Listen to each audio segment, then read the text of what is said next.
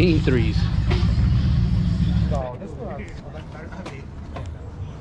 I got 8 with 2 pumps, but he has a piston. I was like, no, I'm not even into it. Like, but I was trying to see.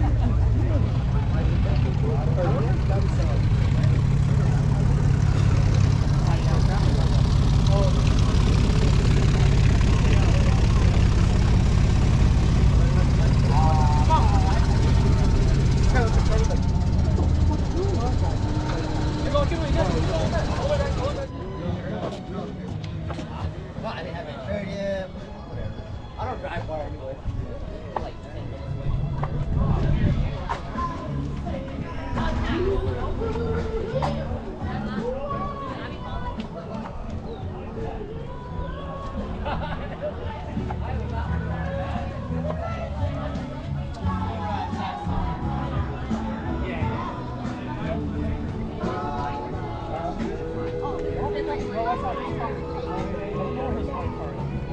The notches all set up and everything here, boy. I need someone.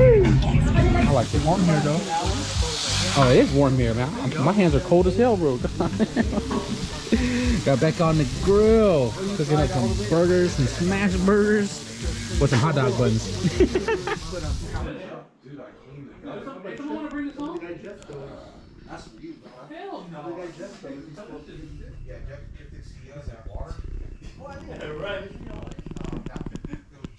You know, Dave will probably still bring this. What is going on, you guys? Welcome back to the channel. Would you guys believe me if I told you it's been over a week that I picked up the camera? I will warn you guys, I'm gonna talk just a little bit. Normally I post on Instagram recaps of like any events or like any shows and stuff that I go to, but I haven't. I just haven't because I actually spent these last couple of days just resting up, catching up on sleep, re-energizing my body, you know, just taking it easy. Because if you guys remember, we popped our engine 2 weeks prior to the show, and I've just been busting nagas to get this car entirely put back together and running just to attend the show. Now that the show is finally over, I was really just taking time off for myself, and we're ready to be back in the garage. I think we're ready to be back in the garage. I don't think we're going to do anything major today, so I'm going to give you guys a heads up right now, but I'm ready to be back in the garage. Now, I want to say, first and foremost, I want to give a big shout out to the homie Stefan for making this entire trip happen. He offered to trailer my car down to SoCal, and we spent 3 days out there. Saturday, Sunday, Monday, we came back, and if it wasn't for him, all of this wouldn't have happened, straight up. And I can't thank him enough. I literally finished this car 11:30 at night, and we loaded up onto the trailer at about 12:45 midnight and drove about 8 hours down to SoCal. So literally busted a mission just to make it out there on time. So the SoCal vlog is two videos. We went down to Slime Balls, we barbecued, we hung out, we did a pop-up meet. Second video, we went to the Honda meet, we hung out with S1 fam, and pretty much ended our entire trip where we drove the car back up onto the driveway. Full round trip. Secondly, I want to give a big thank you to S1 Built, the fam that came out from Florida to attend the Honda meet in Lake Elsinore, and for having me and my vehicle at their booth. It was such an amazing time. Every time we're with the S1 fam, it's never a dull moment, man. And it was nice to catch up with them because I ain't gonna lie, man, I miss the S1 fam. I really do. I miss Florida. I miss Florida. But to be able to hang out with the S1 fam while they were out here in Cali, put the biggest smile on my face, for real. And you guys too, for everybody who came by the S1 booth, for everybody who came by and said what's up to me and took pictures and stuff. I appreciate y'all the most, man. The love, the support is unreal. It's unreal. The show itself was definitely bigger than last year, so the interaction was a lot more, and I enjoyed every moment of it. The weather, still hot, 85 plus, but breezier than last year for sure. Although, I did still get burnt. Now, you guys probably saw a bunch of clips in the beginning of the video. I was invited to the homie Nikki Higgins' birthday party, which was kind of like a block party. All the homies brought their cars out. We had a mini car show up in the front, and we were just vibing out and barbecuing the rest of the night. Big shout out to the homie Nikki Higgins, man. Once more, happy birthday. It's always nice to catch up with friends you don't get to hang out with often.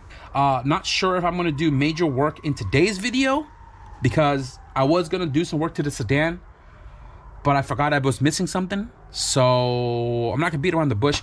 I did mention that there was a few more items that I was waiting for it to show up, and it did, but I didn't have time to install it before the show. So this following week, today, tomorrow, whenever, we're gonna get all the new stuff put into the car so we can get it prepped for the dyno.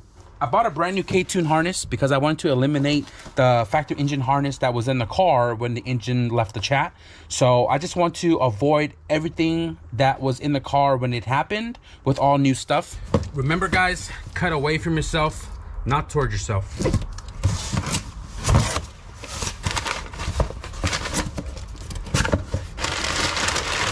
If you guys look on the box right here, this is the part number.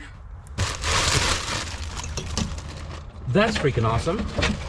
This harness should work with the CJS wiring because it is pinned to be a drop-in for 0204 RSX, which is what CJ's pinouts are for, OEM specs and location. So it looks like it has everything I need. It's nice that they have extra aux wires with pins on it right here. That's freaking awesome. There's 3 of them, it looks like, and there are some extra ones down here. They do give you a plug for, I believe this is the knock sensor, which we're not going to be using, and everything else on the harness itself has every sensors, every label that we're going to be needing for the setup. This is the aux loom right here for the extra whatever you need to put in. Maybe I'll put the boost controller on. No, probably not, because this is a little far away from where the boost controller would be at, but it seems like it has everything that we're going to be needing. So I'm gonna go ahead and pop the stock RSX harness off the car, and then we'll get this installed with the charge harness that we still have to build. So the engine bay doesn't look too shabby with the factory harness. It's pretty tucked down there because all of the turbo system is kind of like on top and blocking the stock harness. And I also did re-lume the stock harness so it looks nice and clean and fresh. But the thing is, this harness runs underneath the turbo manifold, over the transmission, around the subframe, into the chassis right there. And this may be a little tricky because I need one of the harnesses bundled up together to stay up in the front, which is the CJS conversion harness for the fan switch and the coolant temp sensor that goes to the cluster. All of this is actually zip tied together underneath the manifold to the stock harness, which is going to come out along with the charge harness, and that is the white wire right there. So a little tricky, but we're gonna try to get everything out. Go ahead and pop off this cover.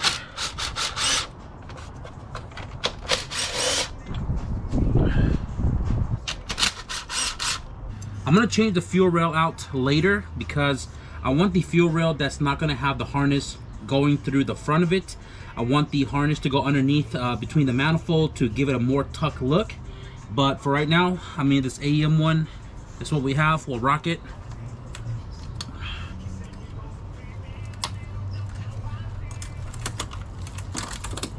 Fuel injector, TPS sensor, B series, map sensor, also B series, IAT sensor inside the charge pipe here. The factory harness does have a disconnect for the alternator and the starter, but since we are going to be changing out the entire harness, I'm going to have to unplug the alternator, which I can't really fit my arm down here, but we'll try. The beautiful part about a tucked radiator. Okay. I'm gonna take off the starter. Need to pop off the power for the starter because it is tied in with the harness. Starter bolt, crank sensor plug down low, VTEC solenoid, VTEC pressure, oil pressure plug is already broken, VTC, coil packs. This whole thing's come out.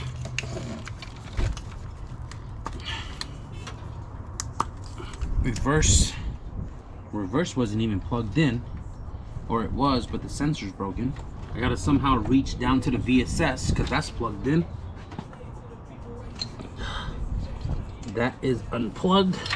Now to snake the harness out of the engine bay, it's gonna be a tough one, but I do have to disconnect it from the inside of the car.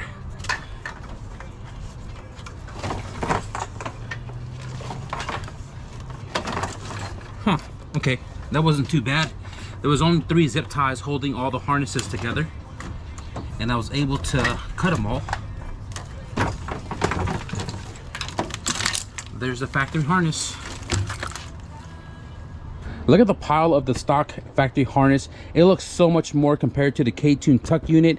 As mentioned, I wanted to switch the harness over because I wanted to eliminate everything that was on the last setup when the rod left the chat. And I have no doubt in mind this harness works flawlessly, but you know, just for a peace of mind, I'm switching the harness over. Secondly, I wanted the harness to route over the valve cover and go into the cabin, opposed to having it going over the transmission, which sits underneath all the hot parts that may cause like an interference with the old wiring system. So with that being said, let's go ahead and route the new one in the engine bay.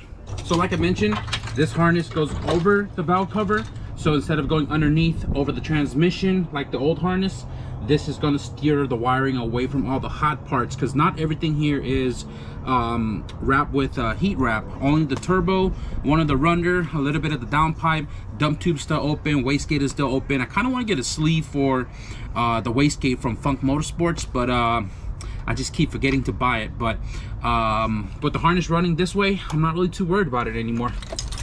So I'm gonna go ahead and just route everything in place. And I feel like I didn't even need to buy the new charge harness from K20. I could still just use the one that's already in here now. Maybe we'll reuse the one that's already in here. CKP, oil pressure, VTEC solenoid, VTEC pressure switch, VTC. I'm gonna have to use some zip ties to kind of tuck the harness to the engine a little bit. A lot of these wires are a little bit longer than they should be. The ground here is now on the valve cover instead of the valve cover in the front next to the injectors, so this needs to be bolted down. Coil pack number 1, clip. Coil pack number 2, clip. Coil pack number 3, clip. Coil pack number 4. I'm gonna go around.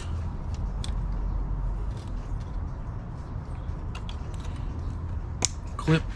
These 3 wires right here, we have exhaust TDC, we have intake CMP right here,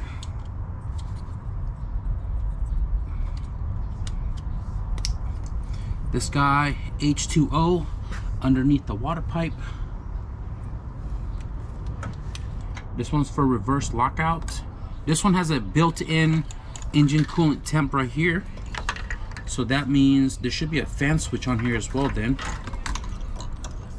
fan switch, and we do have a fan switch, so that means I can eliminate the fan switch and ECT sensor plug from the CJS wiring and just kind of bring it back into the car. Where's my VSS at? This is my VSS. This was going to go to the back. I'm gonna go ahead and run all of this underneath, tuck it away.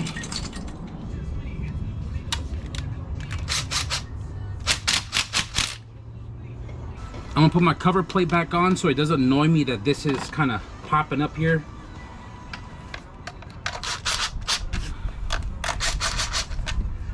Reverse light switch.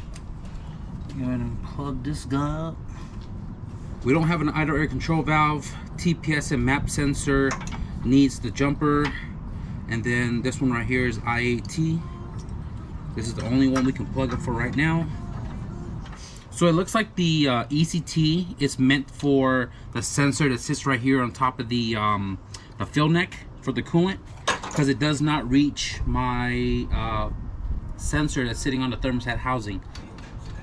I mean, I could technically make a jumper for the ECT sensor. I do have the terminals for it to make it longer.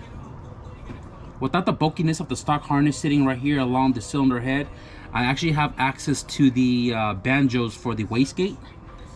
So that's going to be easy when I do the vacuum lines for the boost controller.